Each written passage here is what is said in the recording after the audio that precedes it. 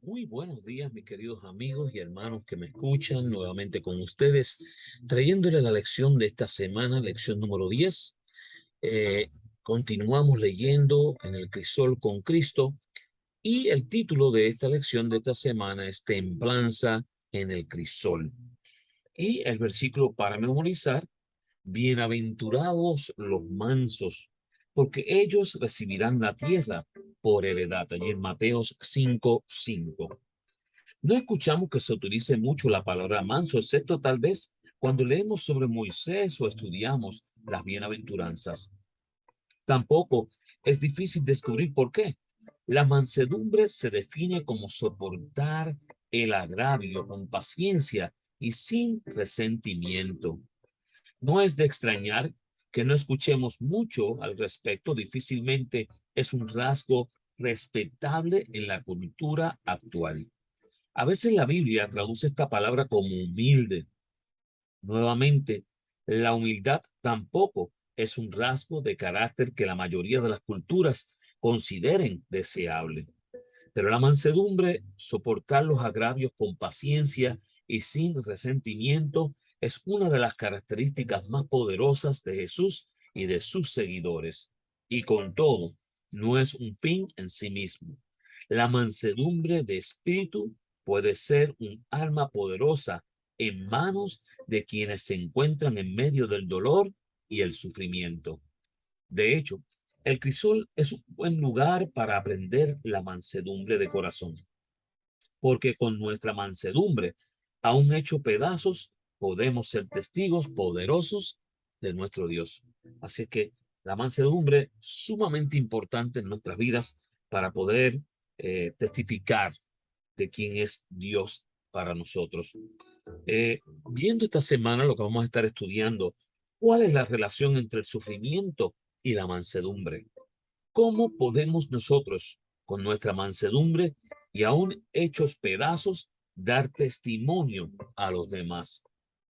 La mansedumbre, ¿cómo puede realmente ser una fortaleza y no una debilidad del cristiano? Y eso es lo que vamos a estar estudiando esta semana, ¿verdad? ¿Cómo podemos ser templados en medio de encontrarnos en sufrimientos, en pruebas? ¿Cómo podemos atravesarlas, verdad? Allí lo tienen ustedes, templanza en el crisol. Veamos lo que nos trae la lección de esta semana. Dice que la mansedumbre, definida como soportar el agravio con paciencia y sin resentimiento, no es, sin duda, un atributo humano, ¿verdad? Nuestra naturaleza pecaminosa se revela ante la idea de soportar agravios sin vengarse, pero Dios es poderoso para transformar nuestros corazones y hacer de nosotros personas mansas, capaces de soportar los agravios y amar a quienes nos ofenden.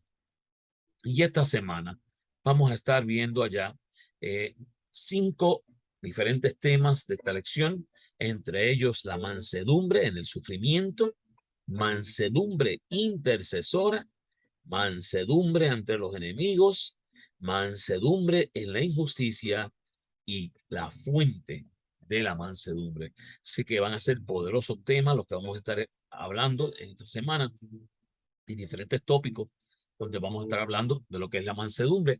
Dice que la mansedumbre en el sufrimiento, por ejemplo, allí en Ezequiel 24:24, Ezequiel pues os será por señal según todas las cosas que él hizo. Haréis cuando esto ocurra, entonces sabréis que yo soy Jehová, el Señor. ¿Se acuerdan de José? En Génesis 37:28, como favorito de su padre, todo le iba bien a José. Sin embargo, todo cambió de repente. Su vida se rompió en pedazos. Y muchas veces podemos encontrarnos en situaciones donde todo parece que va marchando bien y tu vida puede romperse en pedazos. En esta dura prueba, José se aferró a Dios, trabajó con humildad para su amo y soportó mansamente ser acusado injustamente. Finalmente, sus pedazos rotos llegaron a ser la salvación de Israel. Y lo podemos ver allá en Génesis 50, 20 al 21. Así que podemos ver cómo algo que estaba tornándose mal para José terminó siendo para bien y cómo cuando su vida se estaba rompiendo en pedazos había un plan especial. Fíjese lo que nos dice también, que estábamos leyendo este versículo de Ezequiel 24:24, dice que el corazón de Ezequiel también fue roto en pedazos cuando su amada esposa falleció. Y Dios le pidió algo inusitado en estas circunstancias. No llores. Y lo dice allí en Ezequiel 24:16 al 18. Ezequiel no iba a poder llorar por la pérdida tan grande de su esposa. Y dice que los pedazos rotos de Ezequiel se convirtieron en anuncio y ejemplo para el pueblo de Israel. Todo lo que hizo Ezequiel cuando su esposa murió fue lo mismo que el pueblo de Israel tuvo que atravesar cuando ellos vieron el ejemplo de Ezequiel. ¿Verdad que sí? Si aceptamos con mansedumbre el sufrimiento, y eso fue lo que hizo Ezequiel, eso fue lo que hizo José, Dios puede usar nuestros pedazos rotos en beneficio de otros. ¿Estás listo para que puedan servir de beneficio para otros tus pedazos rotos? Es la pregunta que debemos de hacernos, ¿verdad? Si estamos preparados, si somos mansos lo suficiente como para poder ser mansos en el sufrimiento. Mansedumbre intercesora. Fíjate, dice que entonces Moisés oró en presencia de Jehová su Dios y dijo: oh Jehová, ¿por qué se encenderá tu furor contra tu pueblo, que tú sacaste de la tierra de Egipto con gran poder y con mano fuerte? En Éxodos 32:11. Moisés es conocido como el hombre más manso de la tierra, y en Números 12:3. Y a pesar de sufrir continuamente quejas y oposiciones contra él, y miren que eran grandes, eran muchas, el pueblo era irrespetuoso, diría yo. Cuando Dios le ofreció hacer de él un pueblo, destruyendo el resto del pueblo de Israel, Moisés intercedió en favor de su quejumbroso pueblo. Imagínense qué clase de paciencia tan grande tiene este hombre, que él dice: no importa que hablen todo lo que quieran hablar de mí, que digan lo que quieren decir de mí, pero yo no puedo ser el que tome el lugar de esta nación.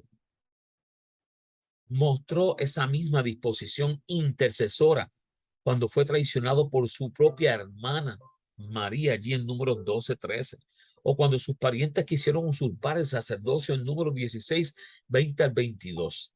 La mansedumbre se demuestra al buscar la gracia en favor de aquellos que no la merecen.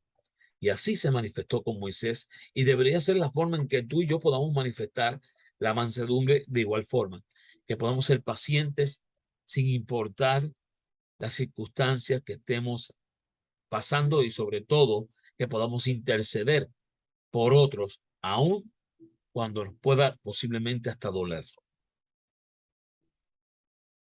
Mansedumbre ante los enemigos. Mateo 5:44 dice: amad a vuestros enemigos, bendecid a los que os maldicen, haced bien a los que os aborrecen y orad por los que os ultrajan y persiguen. ¿Por qué tendría yo que amar al que me hace daño? Hermanos, no es fácil, es bien difícil. Por lo general no quiere, el humano que está dentro de nosotros dice: ¿sabe qué? No quiero perdonar, no quiero amar. Dice que Jesús da una razón básica: imitar nuestro Padre. Dios es bueno con sus enemigos, allí en Mateo 5:45. Los ama porque ve en ellos candidatos para el reino de los cielos, perlas preciosas de su tesoro. Y tú y yo, querido amigo y hermano que me escuchas, también debemos de verlo de esa forma. Es un alma de salvación, es un alma que merece amor, porque Dios dio su infinito amor al enviar a su Hijo para que muriera en la cruz de Calvario por nuestros pecados. Al mirar a los demás bajo este prisma, la perspectiva cambia. Dejemos de ver enemigos para ver futuros hermanos y hermanas con los que compartir la vida eterna. Entonces deseemos su bien y no su mal. Cuando el amor de Dios se implanta en nuestros corazones, llegamos a ser perfectos. En Mateo 5:48, esta perfección se muestra al amar a los demás y comportarnos mansamente con ellos. Aunque puedas posiblemente enfuriarte con alguien, enojarte grandemente, deberías buscar la forma de tener mansedumbre ante los enemigos, aquellos que posiblemente te han tratado mal en algún momento. Mansedumbre en la injusticia. Miren, en Primera de Pedro 2:23 dice, quien cuando le maldecían no respondía con maldición, cuando padecía no amenazaba, sino encomendaba la causa al que juzga justamente. Y allí tenemos el ejemplo sobre todos los ejemplos. Jesús es sin duda el mayor ejemplo de mansedumbre en Mateos 11:29. Pedro nos muestra cómo se comportó para que aprendamos a comportarnos como él lo hizo en 1 de Pedro 2:23. Si le maldecían, no respondía con maldición. Padecía y no amenazaba. Se encomendaba y dejaba el juicio para su Padre. Ante las ofensas callaba, ante el sufrimiento, los ataques, no se rebelaba, sino que encomendaba a Dios su causa. Sabía que Dios tiene el control y que en su momento dará el justo pago a quien lo merece, para bien o para mal. Cuando sintamos que la ira brota ante las situaciones injustas que padecemos, recordemos la mansedumbre de Jesús. Su silencio fue un testimonio poderoso. Recordemos el consejo de Pablo en Romanos 12:17-21. No nos venguemos, sino que dejemos a Dios la venganza. Por el contrario, hagamos bien a aquellos que nos hacen mal. ¿Estás listo para poder ser manso en medio de la injusticia y poder hacer el bien ante aquellos que hacen el mal? Es la pregunta que deberíamos hacernos, ¿verdad? Y la fuente de la mansedumbre. Veamos quién es la fuente de la mansedumbre en Salmos 62:7. En Dios está mi salvación y mi gloria. En Dios está mi roca fuerte y mi refugio.